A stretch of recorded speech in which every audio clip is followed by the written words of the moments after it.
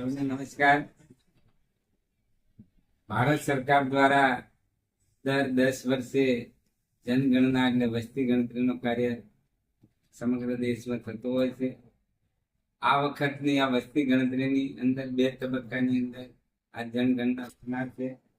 આજથી એટલે કે તારીખ 17 મે 2026 થી તારીખ 31 મે 2026 સુધી વ્યક્તિ સ્વયં એ જનગણના અંદર ભાગીદાર થઈ શકે છે. અને એના પછી આ જે જનગણના કરનાર કર્મચારી એ ઘરની મુલાકાત લઈ અને આ વસ્તી ગણતરી જનગણનાનું કાર્ય કરનાર છે. તો મારી આપ સૌની વિનંતી છે કે આ કાર્ય એ રાષ્ટ્રીય કાર્ય છે. આ કાર્ય એ રાષ્ટ્ર નિર્માણ માટેનું કાર્ય છે. આ કાર્ય એ ભારતને શક્તિશાળી બનાવવા માટેનું કાર્ય છે.